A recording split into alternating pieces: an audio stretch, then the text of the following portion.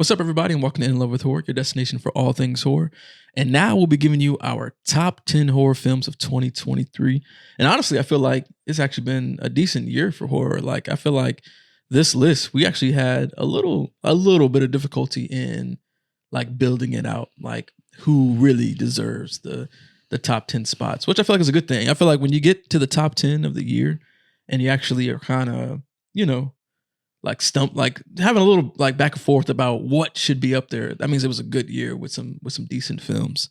Would you say that when you said it was like, it was an okay year. You think it was just okay? You think so? I feel like we went back and forth a lot, for what I'm going to call the bottom half. We went back and forth about what items should be on the list. Not saying like they were so good that I don't feel like it was like a more of a, oh, these movies were so good type of thing. It was more like me and you didn't agree which movies were good and which weren't. Oh, well, okay. Yeah. Well, yeah, that's true too. Like we do have that. We're actually considering that we should even make a video about that, like about like the videos that we are at odds on. Because there's actually quite a few films this year that we completely disagree on, which maybe, hey, let us know down in the comments below if that's a video that y'all would like to see, because I think that would make for interesting discussion. Yeah. Now, before we jump in, I did want to mention that we'll talk about all the films in our top 10 in a non-spoiler way. So you're safe to watch, this entire video without feeling spoiled for any of the films in our top 10 that you haven't seen. Because I feel like that's the point of a top 10, is to not only see like what other people thought and like in their rankings of the year, but maybe there's something on the list that you hadn't seen yet. So you can actually go and watch yourself. And then you can kind of dictate like, okay, yeah, that does deserve the number 6 spot or number 5, whatever the case may be. Yeah. So you are safe to watch this entire video and not be spoiled on any of the films in our list. But here, y'all, it's all about In Love with Horror's top 10 horror films of 2023. But before we get into that, I did want to mention some honorable mentions. So some films that were, actually, pretty decent, but just didn't make the top 10 list. And those films are It Lives Inside, Unseen, Sick, The Last Voyage of the Demeter, and Chad Gets the Axe. And we did want to give a special mention to Godzilla -1. Yeah. There's some debate about whether this is actually a horror film or not. I know for us, we kind of feel that because of the themes and the stuff it deals with, it is a horror film. Yeah. But just for the sake of building a list that like it's true to horror. That is true to horror, we left it out. But we do want to mention that Godzilla -1 is fire. It's probably movie. Like in all films up there in at least the top 3, if not number 1 or 2 of this year in terms of any genre of film. For sure. Yeah. Godzilla -1 is super fire. Yeah. But with that, let's get into our list, starting off with number 10. So our number 10 is Skinamarink. Now, Skinamarink is written and directed by Kyle Edward Ball and stars Lucas Paul, Dolly Rose Tetrault, Jamie Hill, and Ross Paul. Skinamarink is all about 2 children who wake up in the middle of the night to find their father is missing, and all the windows and doors in the home have vanished. To cope with the strange situation, the 2 bring pillows and blankets to the living room and settle into a quiet slumber party. They play well-worn videotapes of cartoons to fill the silence of the house and distract from the frightening and inexplicable situation, all the while in the hopes that eventually some grown-ups will come to rescue them. However, after a while, it becomes clear that something is watching over them. Now, is it though? Yeah. So Skinamarink is number 10, right? And this is actually one of the films that we kind of disagree on a little bit. A lot of it. But it's because it is in its nature a very divisive film because of the way that the story is told in this like Super 8 format, very analog. Like there's not even a lot of dialogue, and it's all these random shots that are pieced together. Very mixed reception on Skinamarink. Yeah. But I think we can both agree that its uniqueness and creativity awards it a spot on this top 10. And even in its very unique storytelling method with this very analog and like just random shots, feels like random shots pieced together, it's still very creepy and unsettling. Like there's multiple like moments throughout this film where like it gets under your skin, your heart's racing a little bit, because you're not really sure what to expect or when the jump scare essentially is going to happen. And I feel like because of just even off that sheer fact, even off that sheer fact, right? It's creepy as hell. Yeah, I think it's very creepy. I agree with you. Yeah. It is creepy. And like you were mentioning, you're kind of like waiting for something to happen. Yeah. Like when you were reading the synopsis and you said something is watching over them, like, is it though? Is there something watching over them? Because you don't ever see anything. Everything is kind of like what you were saying when we talked about something. I can't remember how your brain kind of like fills in stuff. Right. This movie is that. Oh, right. Yes. What's unique about this film also too is, like you said, you don't ever see exactly what it is that's potentially watching over them. Yeah. And very much so, your imagination is creating the fear. It's all your imagination. Creating the unsettlingness. So in that regard, I think it is very creative. Oh, 100%. But it's a very straightforward film in the sense of this. It's very simplistic. It takes place all in a house. The sound design is what really sells this movie too. The voices you hear, sometimes just the silence or the eeriness of the videotapes that are playing from the old cartoons, and just an extreme unnerving feeling from the sound design. It's one of those films where I highly recommend watching it with either a good theater sound system or headphones. Either one of those, when it's nighttime with those running, like you will feel a little unsettled watching Skinamarink. Would you agree? Yeah.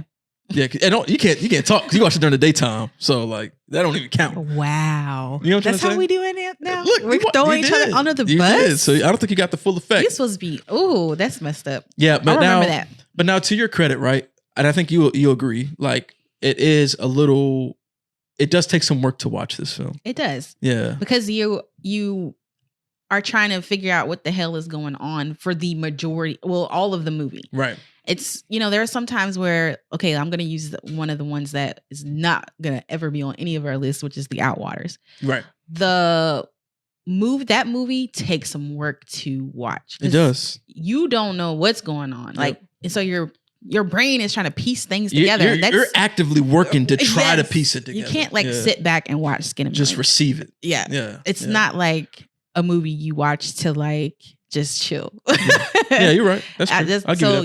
That it is work to watch this movie. And with that, like there's not like a entertainment factor. Right. Because I used to say like there's even like popcorn horror films where its objective is to scare and entertain you, right. That's not really. This is a different type of horror film completely. Yeah. But it's one of those films where, and this is why it gets the number 10 spot for 2023 for us, is like, would you agree that it's at least worth watching one time just to say you experienced like this type of film? I suppose, yeah. You got to at least say that. Yeah. Now, I have watched some shorts that are analog horror on YouTube that I like a lot better than this movie. And maybe that's why they worked better, because they were shorts. That might and be. not trying to stretch it out across movie. A feature-length time frame. Now, that's a good point. Yeah. Now, this might work as a short. Yeah, for sure. But yeah, so it's not like I don't like analog horror. Like, I just don't personally really love this movie. Right. But yes, I do agree that you should experience it. And I hope we see more of, this type of horror. Oh, yeah.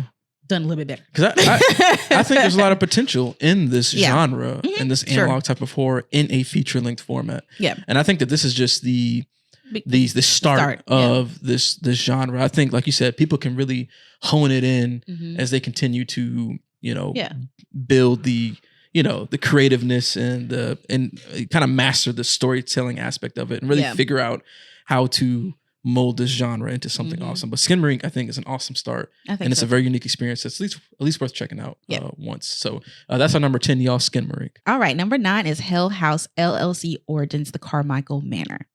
Now, Hell House LLC Origins was written and directed by Stephen Cognetti and stars Bridget Rose Parada, Destiny Lilani Brown, and James Lytle, one of them. Sorry. A group of cold case investigators stay at the Carmichael Manor. After 4 nights, the group was never heard from again. What is discovered on their footage is even more disturbing than anything found at the Hell House tapes. And now, let's get into our thoughts. Yeah. You want to go first? Well, sure. I mean, I like this franchise. So I was very much looking forward to watching this movie. I did feel like it hits like the boxes of like a Hell House movie. Like it's creepy. There's really good imagery. Yeah. Pretty good performances. It's not like top tier found footage, but it's decent. It's a good watch. Right. Now I do have some quips, but I'll let you go first about the things you liked about it. Yeah, I'll say that it's kind of like what you said, right? Like this movie checks all the boxes. It's a very by the books found footage film. We love found footage. Mm-hmm. So what's good about this film and why it's got our number 9 spot is that it checks all the boxes and it does them good enough to where the movie as a whole package is actually like pretty good. Mm-hmm. Like the sense of dread or the build up, the progression as things get from sort of bad to like oh shit, all hell's breaking loose. Just like every found footage film and kind of any horror film in general, like it has this slow build up, this escalation, and I feel like this had a good escalation. There were some connections here and there that we'll kind of talk about that. Yeah, I think that was my main thing. Like this one, it doesn't fully feel like it's connected to the rest of the movies. Like we get a little bit of a connection. It's like a super minor one, really, that connects it back to the Abaddon house. But like, I won't obviously spoil it, but I feel like it wasn't enough to make it feel like a Hell House movie fully. It almost like what they did to connect it was kind of like an afterthought type of way. I can kind of see that a little bit. And this movie continues that trend too of it being presented like in the documentary news style, which I did like. Yeah, I do. Because they would sometimes cut to like the interview of like a friend of the people that were involved in the film. And I think that's cool. When you ever do like this mockumentary style horror, like I don't know. I do like that. It just adds this, it's not real. Yeah. But it adds this extra layer to the universe of this movie where it's like, damn, like that's sad what happened type situation. Right. But yeah, like I feel like it checks all the boxes and it does a good job. Like as a found footage and that documentary style, like it like, and honestly going into it being, what is this, like the fourth one, I think. Like I kind of expected like, oh, like this isn't going to be like they just made this like as a throwaway just to make something, but like I was pleasantly surprised. Like, I was like pleasantly surprised as well. This is a decent ass like found footage movie. Like I actually kind of like this. But did you want to add anything about like the characters? Well, that was the thing. Like the main character, I wanted to smack her so many times. Like 100%. She was an idiot, and like I just felt sorry for her friend that was with her, girlfriend that was with her, because like because of the actions of this character, so much could have been avoided. And I get it, but I feel like they went about it in such a stupid way. Yeah, I don't know if I attribute that to the writing or what, but I just feel like a lot of stuff in here was dumb. Right. near the ending and whatnot. But I just felt like that main character, she sucked. She was annoying. Yeah. And I kind of warn y'all, like this movie has a lot of like dumb decision moments. So like if you're one of those people where you're like, what the fuck? Like, why are you doing that? Like you'll feel that a lot, quite a bit in this film. But overall, it was a good watch. Yeah, 100%. Like honestly, like overall, this is still like a solid movie. The creepy moments, like the horror elements within this I thought they were good. Yeah, they were really good. And there's even moments where they look at like old footage and things like that. Like they really like honed in on the creepy kind of like ghost aspect of it. And it felt like creepy. You know what I'm saying? Like when we went to bed that night, like it felt a little weird. It did feel a little weird. So I feel like it did its job, and I do feel like it's I would like to potentially do a spoiler review on this because I feel like there's so much I want to say about some of the story aspects, and I would like to talk about those. Yeah, so hey, look, let us know down in the comments below, y'all. Do y'all want us to do a kind of the spoiler-filled discussion? Maybe we could do like a live spoiler discussion if that's something that y'all be interested in. Let's know down in the comments below. But Hell House LLC Origins, Carmichael Manor getting the number 9 spot on our top 10 list. Coming in at number 8, we got The Nun 2. Now, The Nun 2 is directed by Michael Chavez, written by Ian Goldberg, Richard Nang, and Akila Cooper. It stars Taissa Farmiga, Storm Reed, Anna Popplewell, Caitlin Rose Downey, and of course, Bonnie Aarons. And so The Nun 2 takes place in 1956 France. A priest is murdered and evil is spreading. The sequel to the worldwide smash hit follows Sister Irene as she once again comes face to face with Valak, the demon nun. Now, this is one that we actually don't fully agree on. This is one of those films that I liked it a lot more than you did. Yeah. But one thing I think we both can agree on is that Valak is creepy as hell. This movie, I think I mentioned this when we talked about it in our podcast review about this movie. Like, I really liked Valak a lot more. I mean, because I feel like we got a lot more of her in this movie. We did. But yeah, I'm a fan of this character now. 100%. After this movie, like, she went hard as hell in this movie. She did. I was like, dang, she ain't playing no games. Yo, yeah. Look, Valak was not playing no games in this film. Or I don't know what y'all want to call it. Whatever. I don't know. Since Bonnie Aarons plays, yeah, I just call it she.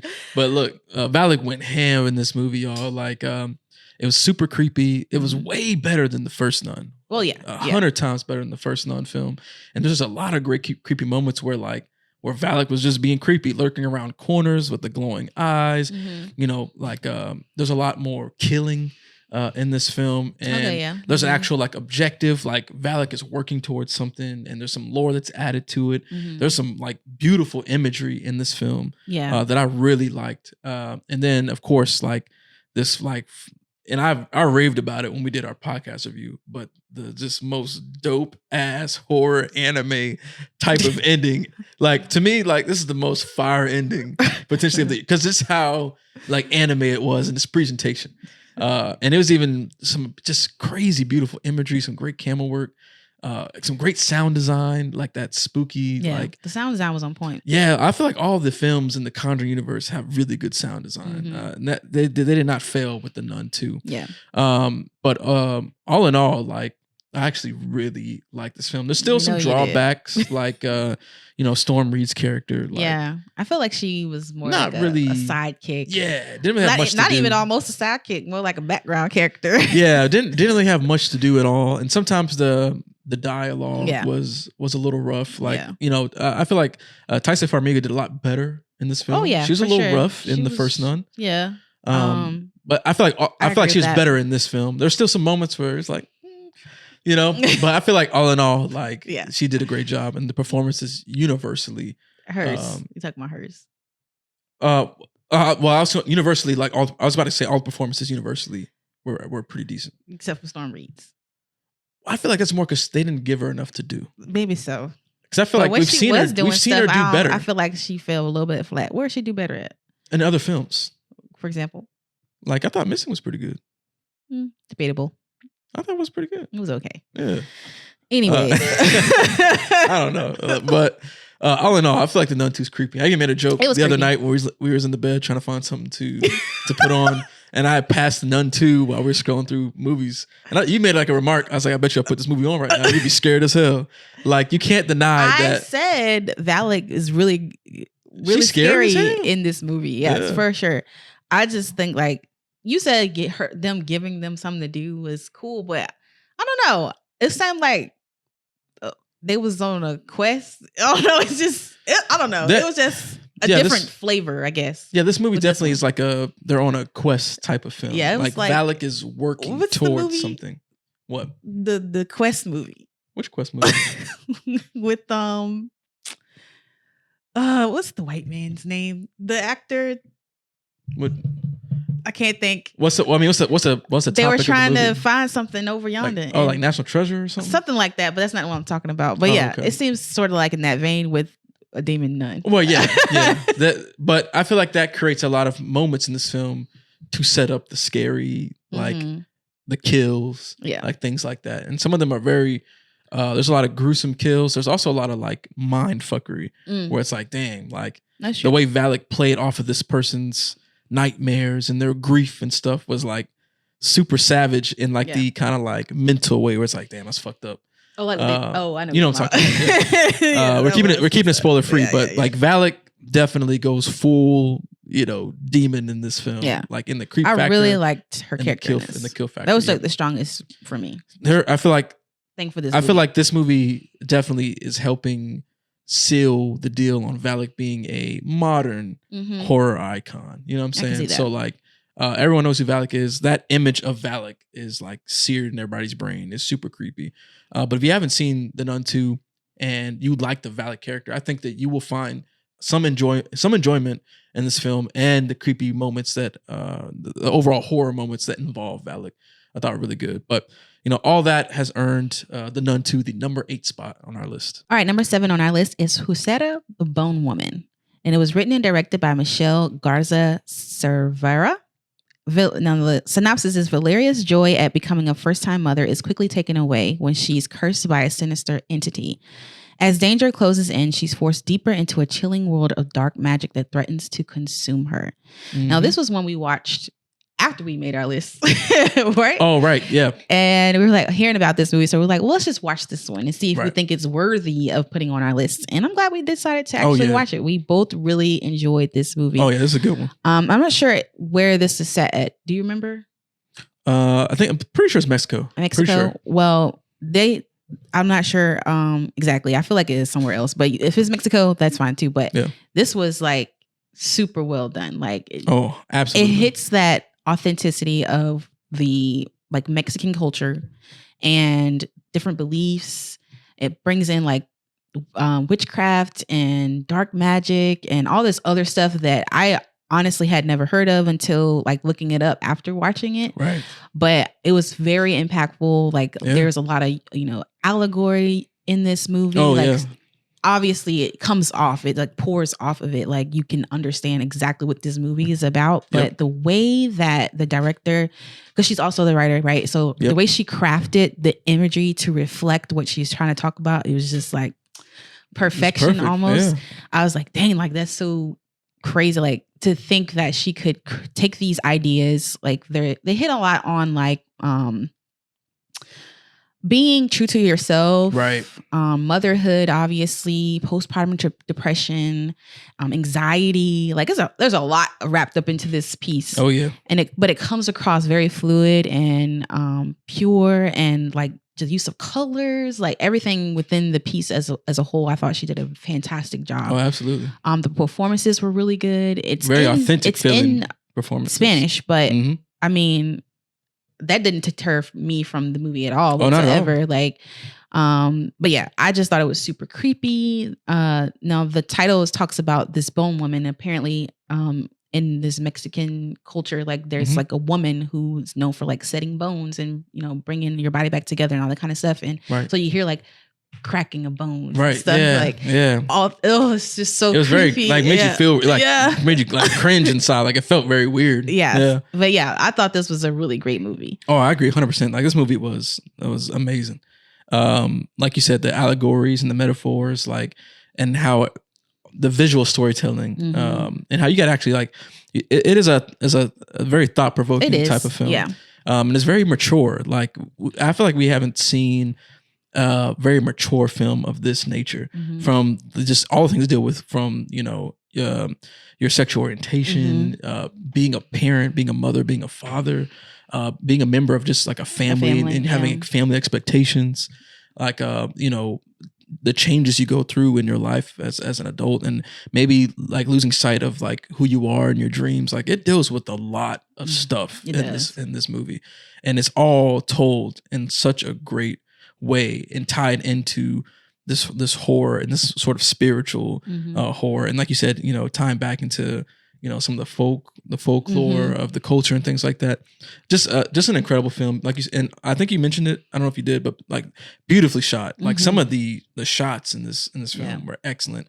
Some of the visuals, like that you see, especially when you get towards the end and things, were super good. Very just creepy. Yeah, like and we had a whole full-fledged conversation after you were like, I think this means this, and I was like, I don't think this means this. Yeah, I think this means this, because a very thought-provoking film. Like it makes you want to talk about what this film was about, because it doesn't spoon feed you like exactly what it's about. So that's what's cool about it. You actually afterwards it sparks a discussion about things like motherhood and being who you are and stuff like that, and actually digging into what things meant in the visuals of this film. And I think that's dope. And it doesn't feel like, sometimes you watch a movie and people be like, oh, this is like one of those artsy movies where like, like you got to be really into this style of movie. Yeah, you got to be elevated. You got to think a certain way. This just feels like a story, an authentic story.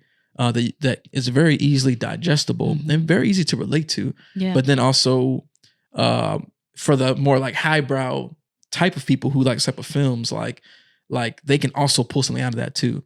And then if you just want to watch it for pure entertainment, I feel like that's there as well. I agree. Because there's plenty of like shocking imagery and creepiness and jump scares. Like all that stuff is there as long as the wider, mature, like more thought-provoking story. So the pacing of this film was super good. A very thought-provoking ending, kind of controversial in some of the things it represents and depicts. All around, like I was very impressed by this film. And I'm very curious to see what else Michelle has worked on, because I'm not familiar with her work. I think this was her first. This is the first feature. God dang, Michelle, she went crazy. She did. Man, that's if this is your first, feature length film, like that's amazing. Yeah, like that's a crazy start. So I definitely want to see what else that she does. Hopefully, she stays in the horror pocket. I know, right? Yeah, because she's definitely killing it there. But all that to say, that is what has earned Who's Sarah the Bone Woman the number 7 slot in our list. Coming in at the number 6 slot, we got Evil Dead Rise. Now, Evil Dead Rise is written and directed by Lee Cronin.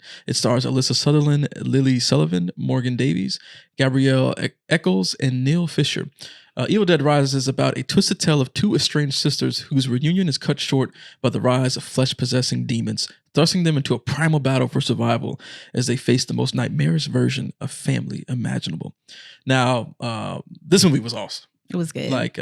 And I feel like it's one of those films where it's even better on the second watch. Yeah, I agree with that. Yeah, 100%. Like, I think on the second watch, it's like you kind of, since you already know how everything's going to play out, you can kind of really enjoy the details of what happens and the creativeness and the gore and the imagery and all that. But this is one of those films where, like, even if no matter if you're a fan of the Evil Dead franchise or if you're brand new to it, both parties can enjoy this film, which I think is hard to do. It's hard to please a non-fan and a fan of a franchise. That's true. And I feel like I hadn't watched an Evil Dead movie prior to this one. Exactly. And then I went back and watched Evil Dead 3. No, I think you watched Evil Dead 2. 2. Okay. Yeah, you watched Evil Dead 2. Yeah. Because we had it on one of our lists for Halloween October timeframe. But this film was great, y'all. It was super creative, like I said, and the kills, the goriness, and that's one of the big things with this film. It is gory. It was super gory. Like, that R rating is earned. Like, it doesn't cut away. Like, if something's gonna happen, it don't cut away. You're gonna see it. You're gonna see it happen. So in that regard, like, if you're very squeamish, it might not be for you. But I say still give it a shot, because it's a fun. This movie's fun. It's a fun ride. There's not a whole lot to the story, which I think works in its benefit, because the point of this is for the demonites just to go ham, like just this full savagery, demonness, just causing chaos, and with that, like the, because if you look at the other Evil Deads, right, it's very goofy sometimes, and it's how it's presented. Yeah, and this isn't like that, right? Like, the kind of goofy element is taken out to a slight degree. It's still exaggerated. It's some minor moments in there. Right. Because it's still exaggerated in the goriness. That's where the goofiness, I think, lies in, like how exaggerated and over the top the goriness of some of the kills are. But the, like, slapstick comedy aspect, I feel like isn't really there. So I feel like if that turned you off in some of the previous, like the OG Evil Dead franchise, you might actually like this a lot better. But incredible imagery, like incredible shots. Yeah, like there's some really good scenes that stick with you, right? Like you're never gonna forget this particular moment. Absolutely. Like the biggest one, the title card, the way the title card is presented is super fire. The way that the, like, possession happens, that's very iconic in some of the other Evil Deads. The OG and the remake, the way the possession happens is crazy. Yeah. But just some incredible camera work and use of camera movement. It's very dynamic. And then the colors and just and then also I want to speak to is the setting too. The setting is like it's a very claustrophobic movie, because the film all takes place in an apartment building, right, for the most part. So you're very, like, enclosed and feel claustrophobic, and it doesn't really feel like there's any places to hide from what's happening. You know what I'm saying? So I know this is a film that we really liked. Yeah, I enjoyed it. Yeah. Is there anything else you wanted to add for Evil Dead Rise? I mean, while it was good there are some things that weren't perfect about it, but overall, I thought it was a really good time. Yeah. And like I said, I had never experienced an Evil Dead movie prior to watching this, and I thought it was really good. Yeah, but even those minor things, I feel like it does the other things so good. Yeah, I agree with that. That those can be overlooked because of just how much fun and entertainment you get out of this Evil Dead Rise. And the special effects are just like those are good. Crazy, like squeamish, cringy feeling, like getting under the skin type stuff. Right. But yeah, y'all, all that has earned Evil Dead Rise the number 6 spot on our list. Coming into the number 5 spot, we got Saw 10. Now, Saw 10 is directed by Kevin Grudert and written by Pete Goldfinger and Josh Stolberg. It stars Tobin Bell and Shawnee Smith. Now, Saw 10 is all about a sick and desperate John travels to Mexico for a risky and experimental medical procedure in hopes of a miracle cure for his cancer, only to discover the entire operation is a scam to defraud the most vulnerable. Now, I love that plot. That plot was so freaking good. Plot was genius, man. Yeah, like first of all, with Saw 10, right? The idea to try to go back to the roots of Saw and what made Saw awesome by bringing back Tobin Bell as John Kramer was genius. I feel like the last couple films that we had got, because even the one before Spiral, which was Jigsaw, I believe, John Kramer was technically in it, but not really. You know what I'm saying? So like to get this film where this film takes place between Saw 1 and 2, right? And so by going back to that earlier era, we get to experience like kind of John Kramer like in his prime, and get that vibe that made Saw awesome. The grittiness, the visceralness, the creative traps, the gore, and just like some like dope like quotables. You know what I'm saying? And this film was just a good time, and I feel like it paid a good homage to like John Kramer's character. I agree. And Tobin Bell's performance as John Kramer is always super dope. Always good. Like there's this like certain like swag to him. Like, he does have swag. Yeah, he's got this certain like confidence where like he never gets loud. Yeah. Like it's this very smooth, calm, collected like conviction to him. You know what I'm saying? He does this character very well. That's just super dope. But there's a lot of great traps in this film, and one of the things that I was a little concerned with going in was like the idea of like group traps, right? Because like Saw 2 was kind of rough because everything was like in a group. I like the singular traps, but they came up with an idea with this film. And you see it in the trailer where like everyone's in a room together, but they each have their own trap. Yeah, like they're already kind of locked into what they're gonna have to do, which I felt like still allowed worked for the different conversations between the people, like, blaming each other for shit and the dynamic of just fussing at other people. Like, I like that, but still having them have their own like moment in the trap, and then having the dialogue of other people, like trying to encourage them or like wait their turn. Like it creates this weird like dynamic and feeling that I think works very good. Yeah. And you kind of mentioned the synopsis for this film. It's a great story. It is a good story. It's super straightforward. Like there's not a whole lot to it. And I feel like it works in today's time. Yeah. When there's scams all over the place. You know what I'm saying? Like and just how intricate this scam was and how far it went. Right. Because you were just like, all the people in on this is just crazy. It's crazy. Yeah. I loved the story. And also because I feel like some of the later Saw films kind of got away from John's reasoning for doing what he did. True. Yes, exactly. And this one brings that, we get back to the root of that. Brings it right back. Yeah. Yep. Brings it back to like the root of like, he's doing this to teach you a lesson. Right. Like they bring. Because some people in the later movies, I was like, why they get in there? Right. Yeah. That ain't right. Right. Yeah. He's humbling them. In this film for sure. This was good. And it was awesome to have Amanda back, bringing what she brought to the role, and kind of, you still get to see like kind of her more emotional, empathetic aspect to her character. Yeah. There's even a character she relates to in this film because she's kind of been where that character was. Some very cool moments with that in this movie that you'll see if you've never seen it.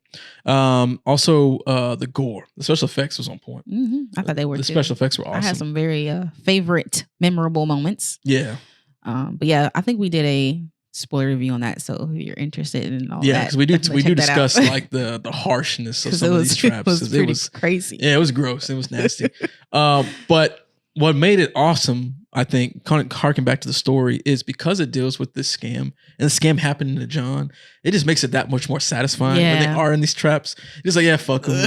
Like, yeah, they deserve to be in that trap. Like, they're scamming not only him but other people. Yeah, exactly. So it makes it easier to cheer on these people just getting just tore out the box. But all around great performances. Like, everyone did good.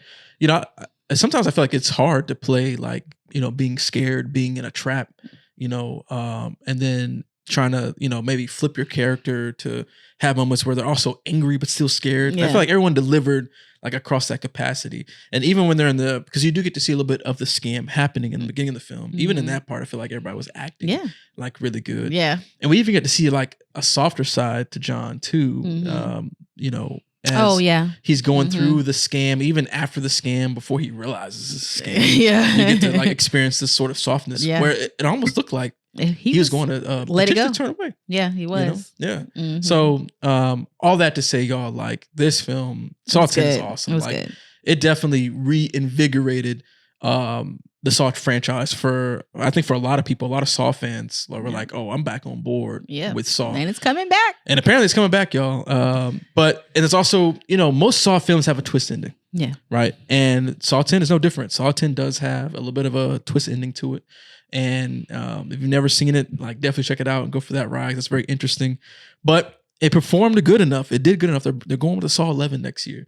And, you know, obviously that brings a lot of concerns because now we're going back to like when Saw was dropping like almost every year. And don't get me wrong, because sometimes they you know, drop some good ones as we got to the middle of those films. Like, they somehow still found ways to create good stories. Yeah. Hopefully the Saw 11 story is still good. I think it'd be smart if they remained in the pocket between Saw 1 and 2. I think that'd be smart to do. But yeah, y'all, Saw 10 is fucking awesome. I love this film, and it definitely was a surprising one for us in terms of how good it was. And it's so dope to see John Kramer back. Like, I want to play a game. That shit is so fire. It'll never get old. But all that has earned Saw 10 the number 5 spot on our list, y'all. All right, number 4 is Talk to Me. I'm so excited to talk about this movie. It was directed by Danny and Michael Philippou. I'm not sure how to say their last name. Right. And written by Danny and Bill Hensman and Daley Pearson. It stars Sophie Wilde, Alexandra Jensen, and Joe Bird. Now, here's the synopsis. If you have never heard of this movie, you're living under a rock. But here it is. When a group of friends discover how to conjure spirits using an embalmed hand, they become hooked on the new thrill until one of them goes too far and unleashes terrifying supernatural forces. Yep. So let's talk about Talk to Me, man. I love this movie. Yeah. I mean, if it was my choice, this would be a lot higher on the list. Right. But I got to share it with my man. So. Yeah, because we, you know, it's a little bit lower. We have to combine our scores to figure out where things go on the total In Love with Horror top 10. Yeah. So, and if it was his choice, it would be much lower. I mean, I definitely think it deserves to be kind of in the middle of the pack. I don't think I would make it any lower. Yeah. But I think where it's at, it's pretty good. Yeah. Like, well, I feel like this movie was very well written. I love the story. Obviously, I love what meanings it also had behind it. I agree with that. I absolutely love the main character, Sophie. I think she did an amazing job portraying her character. Even the side character, like the brother Joe Bird was playing. I can't remember his name now, but him, and then even the sister, she didn't have like a major role, but I think she still did a great job in her role. The mom, I loved her. She did an amazing job as the mom. I was like, she's like a great mom. Like, she plays a really good mom. Yep. But yeah, Miranda Otto, that's the mom. So I really loved her. But yeah, the movie, it's very eerie, very unsettling. We recently watched a video about The Color because I thought, like, watching it is very like muted and dialed back. It's not a very bright movie. And I think it, very much encompasses what the feelings are that you get from the movie. Right. Yep. It's kind of dark and almost like very like dreadful, and I don't know, but the whole thing itself is just really well done to me. I love the concept of having like these kids addicted to playing with this hand that possesses you. Yeah, that whole idea of like the social parties, like the addict thing being the possession instead of like, drinking or smoking or something like that. I was like, that's a cool That is concept. such a cool concept. And then the way it happens, like visually watching everyone else can't see, but you're seeing while you're touching the hand. And I don't know, it's just like kind of like when you get high, like, oh, you see that person in the corner or something. Like, I don't see nobody in the corner. It was the very same thing, right? Like, I don't know. It was just super well done. I thought that the special effects, practical effects, everything they used was just good. I don't know what their budget was for this film. I can't remember at this time right now, but they did a very good job with what they had. Yeah. I don't know. I just really love this movie. Yeah. It's one of my favorites of the year. I think if I had a choice, I would put it like number 2. I ain't gonna let it get that high.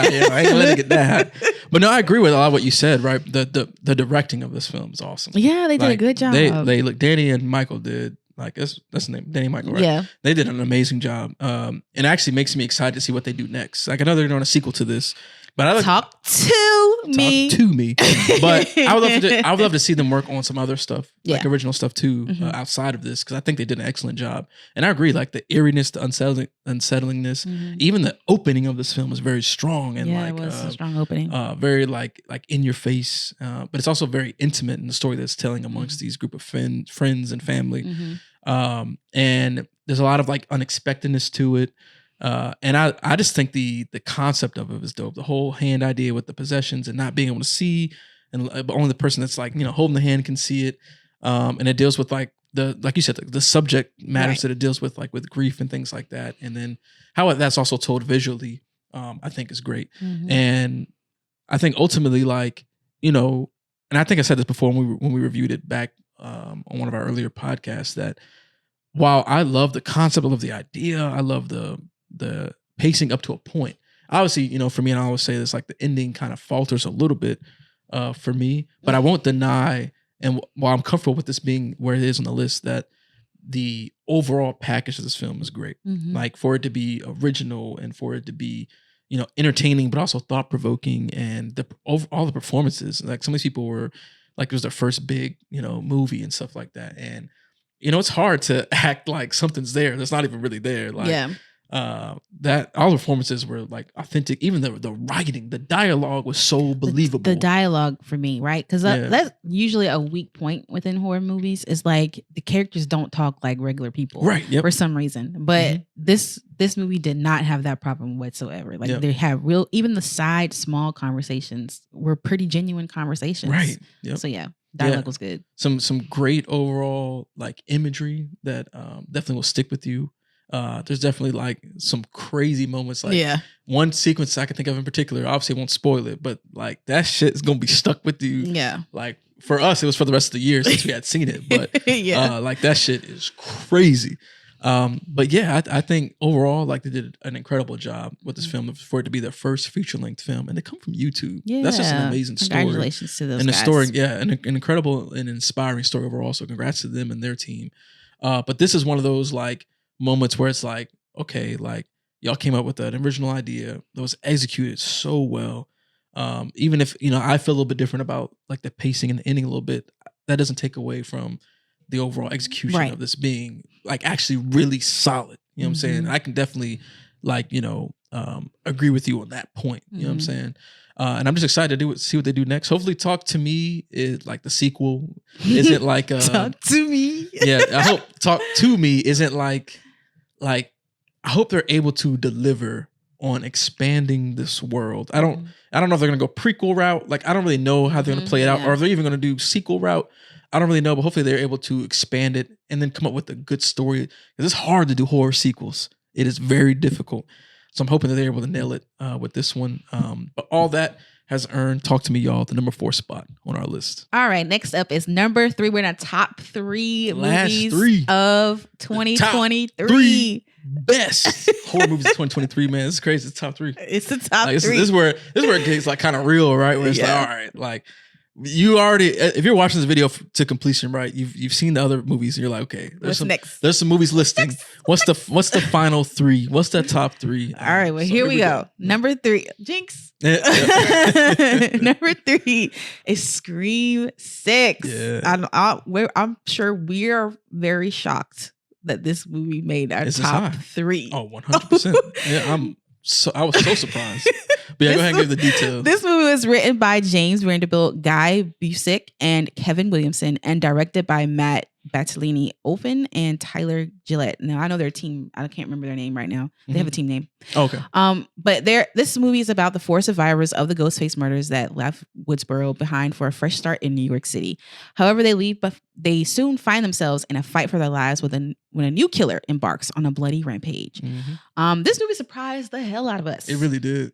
We are probably in the minority in that we don't like obsess over Scream. We're not like huge. We kind of like we kind of like the franchise for what they are, but not like we're not super fans. We ain't rewatching them like that. Definitely not rewatching them like that. Yeah, and so this is another one that we kind of watched like through on. It's like let's check this out since so many people love it.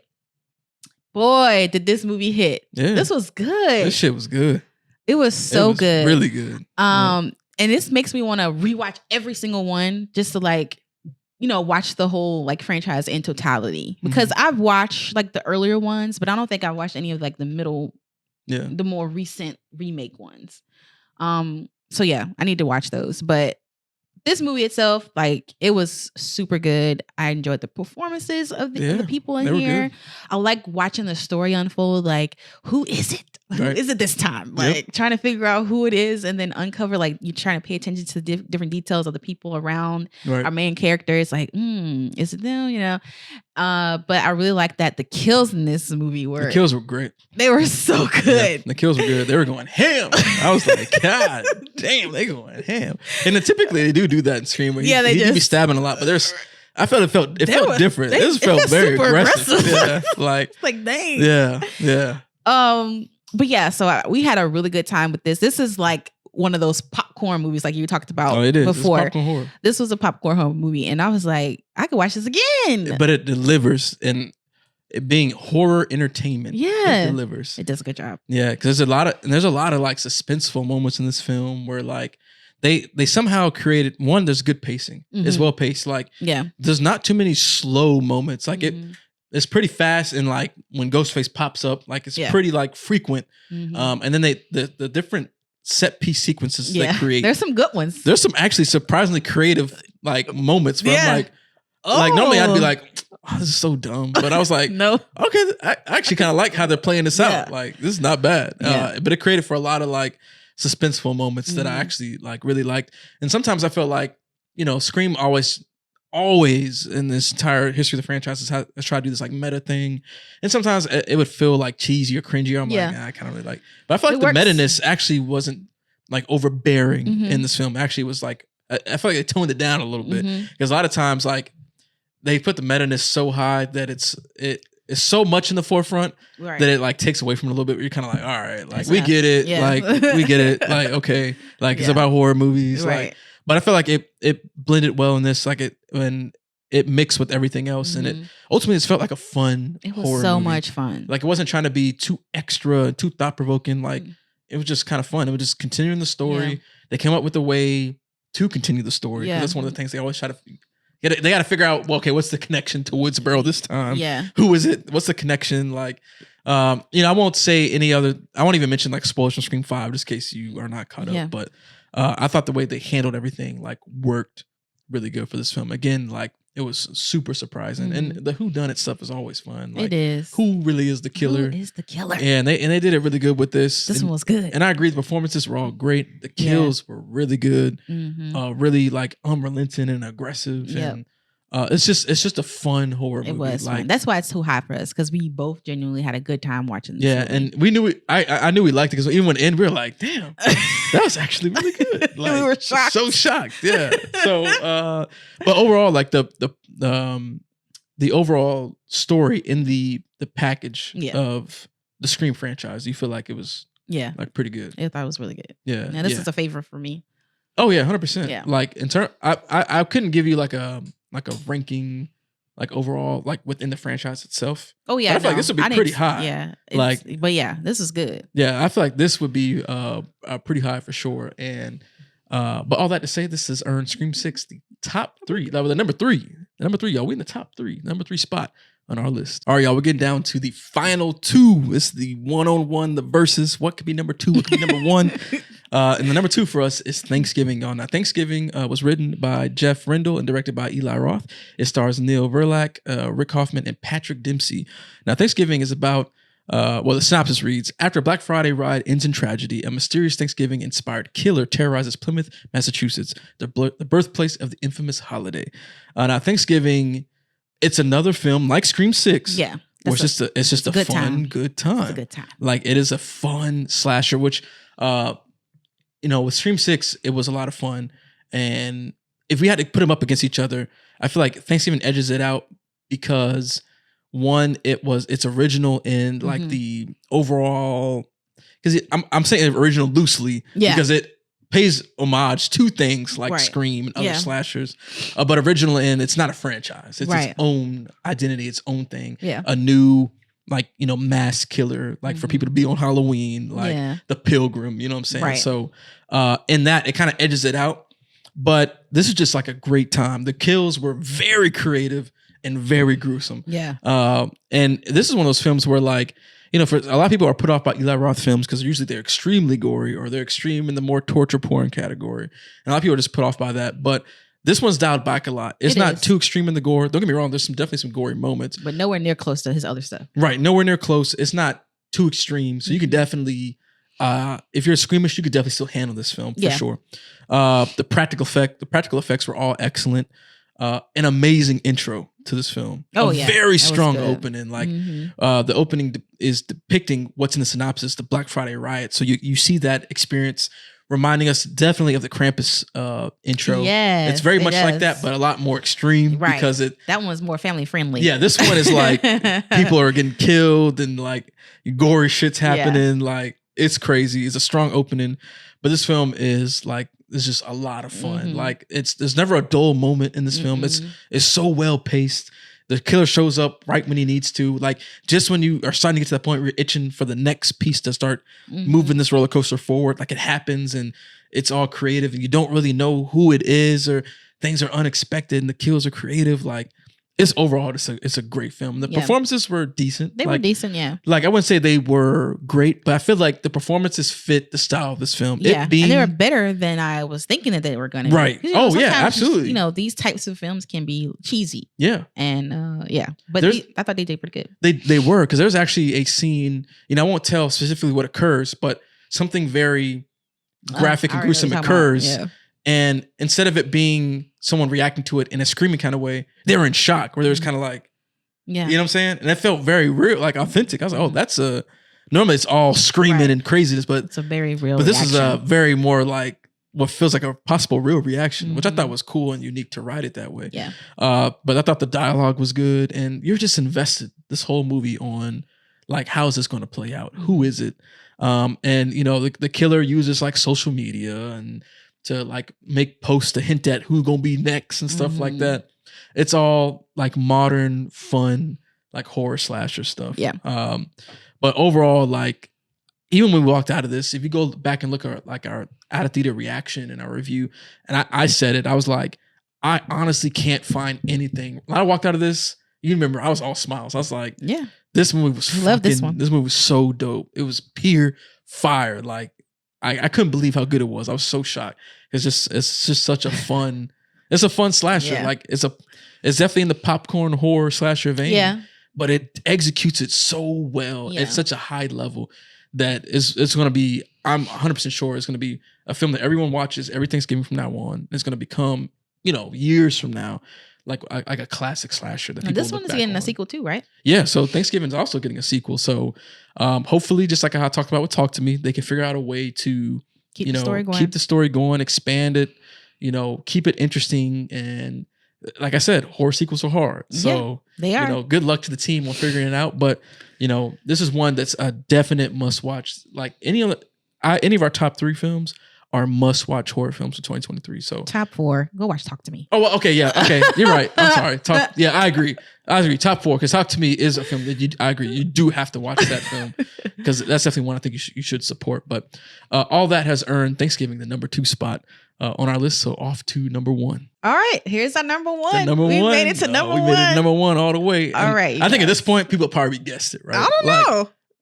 Okay, true. But I feel like this has been on We've had a pretty mixed bag. Well, true. I think our list is very unique. It's very different. But I feel like this film is on a lot of people's. I said it's because of you. Oh, true. Yeah, I guess so. That's fine. All right. Yeah. Number one, y'all. Our top favorite horror movie of 2023. The best horror movie 2023, y'all. Is When Evil Lurks. When Evil Lurks. Man, this movie was good. This shit was crazy. Okay, When Evil Lurks was written and directed by Demian Rugna and stars Ezequiel Rodriguez and Damien Salomon. Now, this is an Argentinian film about the inhabitants of a quaint countryside town who uncover chilling news. A demon is on the verge of being born in their midst.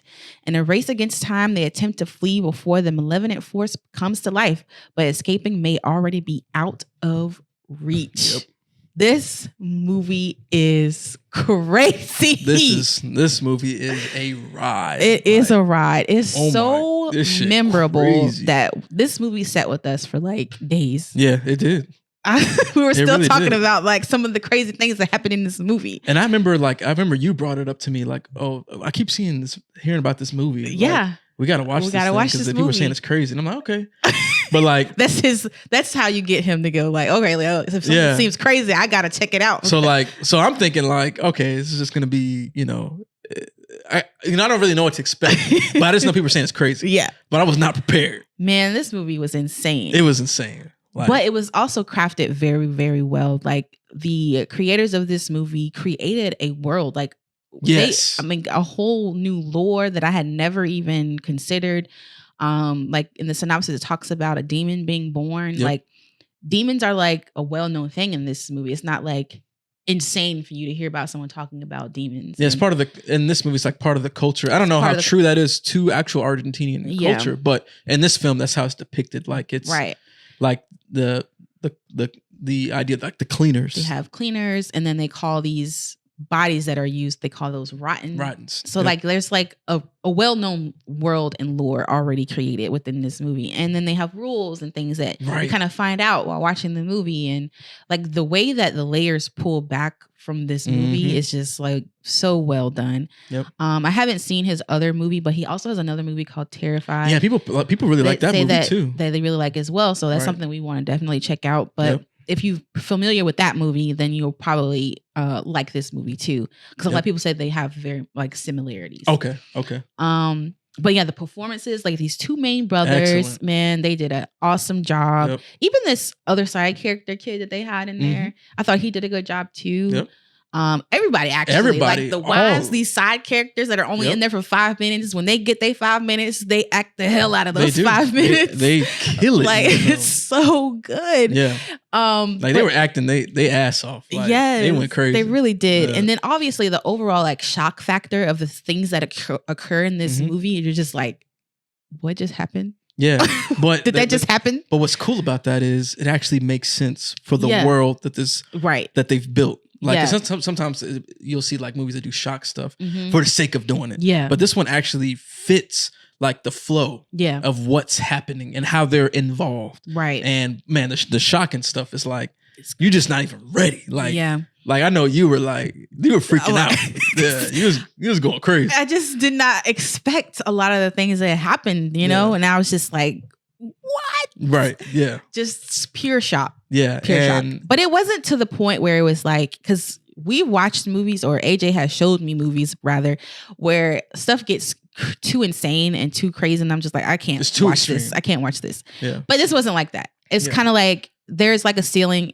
It hits the ceiling, but it doesn't try to bust through it. Right. Because definitely because I will say there's some extreme graphic moments. Yeah, there are. And there's some imagery that will stick with you in its like gruesomeness and like who's involved and what's depicted. Like even the special effects are so well done. They're so good that it just looks nasty, disgusting, and crazy. Yeah. And but overall, like just the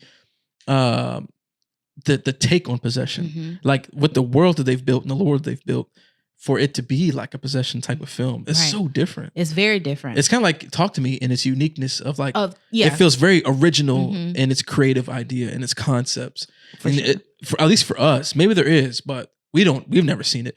a take on possession like this, right? Yeah, where it's dealt with, is where it feels very real, and it's very like. I think that's what it is, right? Yeah, this feels like a real life situation. Yeah, like this could be a real world. This could actually be happening in another country. Like, and I think that's what makes it so scary, right? And then it also feels like the stakes are very high. Like, it makes you feel like, oh shit, this is gonna be the end of the world type shit. Exactly. Like if they don't figure this shit out. Get this out, right? Yeah. Which I feel like heightens the suspense. Like, like, oh man, this could be like apocalyptic type stuff if we can't figure out how to handle this situation and get a hold on what's going on. And there's a lot of unexpected stuff because sometimes subverting the expectation doesn't work out good. That's true. But this is one of the films where it works really well, and it you never really know what's going to happen. You never really know what to expect. It's funny because like you say that, but then there's like moments that actually happened where you're like, okay, this is where this could go. And it's like, are they actually going to take it there though? And then they do. They do. They take it. They take it there. Yeah.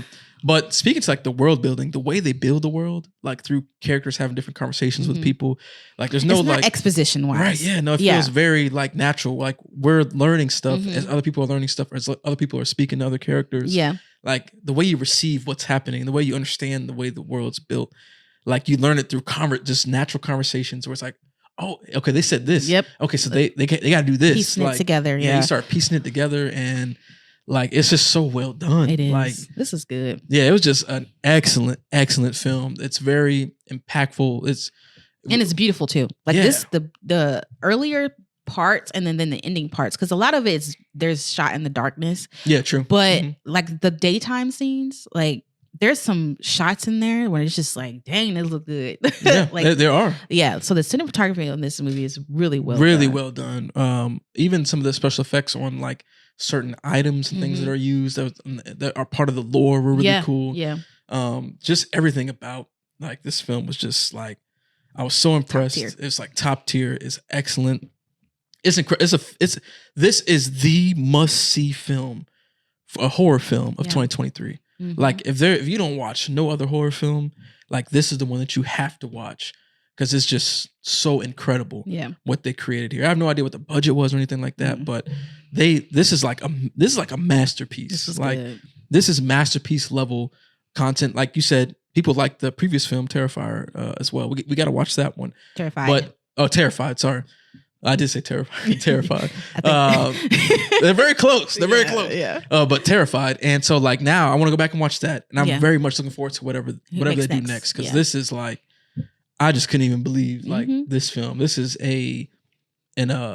such a visceral experience that doesn't feel like it's being extreme for the purposes of being extreme. Yeah. It's just telling a story that just happens to, in its very nature, be crazy.